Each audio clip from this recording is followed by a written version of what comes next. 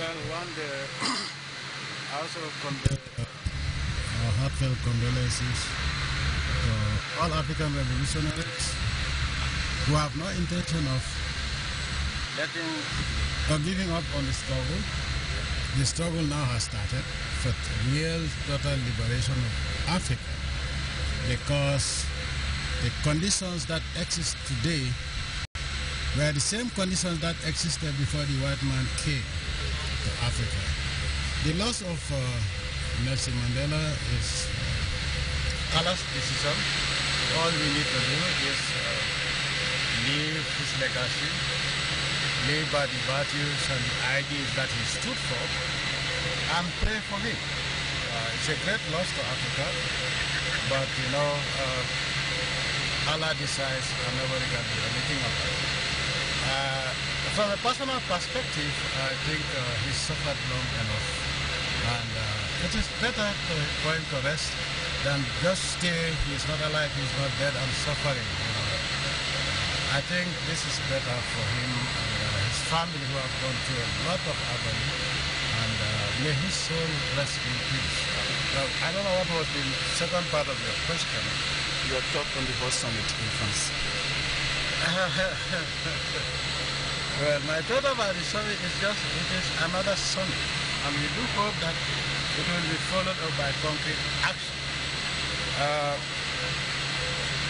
Well, it's another summit, that's all I can tell you, and we wait and see what is going on.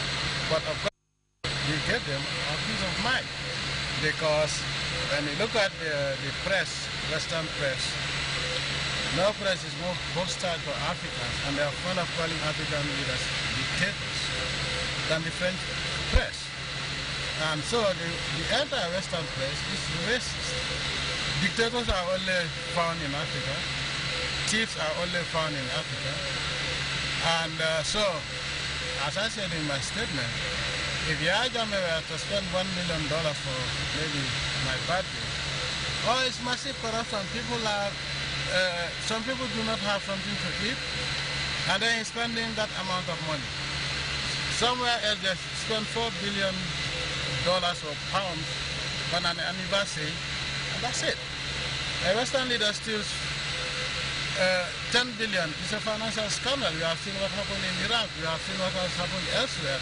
Certain arms deals that where billions were lost, and those are just financial scandals. But in Africa, dictators and corrupt leaders can only exist in Africa, and this is unacceptable. And I made it very clear to the French president that the stereotyping of Africans is unacceptable. We are not going to accept it. This should be respected. After all, the wealth of the West was looted from Africa. If they cannot at least say thank you, they better shut up than accuse us of corruption. After all, what is corruption in your local language?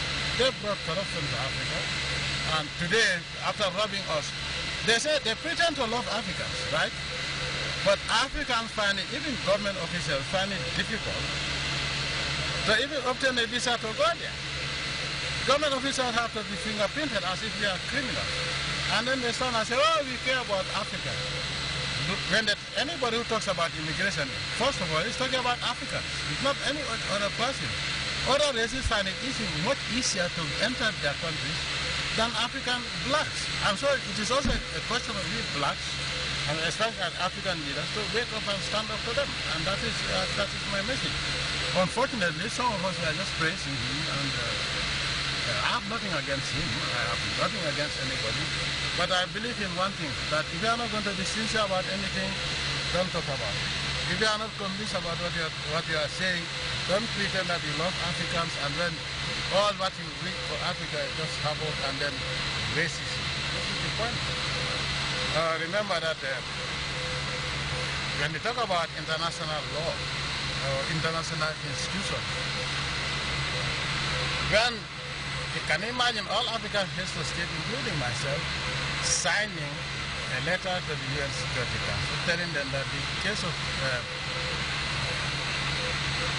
Kenya should be deferred for 1 year or at least 1.5 years. Guess what we got as a response? No. And who are those who said no? Those who are talking loud about human rights and the ICC are not even signatories to the ICC Charter. So, why would you set up an institute? Why can an institution be set up only to be hijacked by those who do not subscribe to that institution and want to use it against Africa? But you know, before we signed off that letter, I told them, unless we send them a clear message, they are going to take us for a ride. Nobody listened to me. Oh, we don't want a confrontation. I would rather have a confrontation than be insulted. After all, we are not a minority in this world. When you look at the white race, one thing the world doesn't know is that they are the smallest minority in terms of race. You look at China as a race, Chinese, they are 10 times larger than the European race. So put Africa and others. How come this small minority have been leading this world for the past 500, 600, 700 years? This is unacceptable. It's catastrophic. It is not even democratic that a minority rules over the majority for 700 years. So Africans, we should respect ourselves. Because when we look at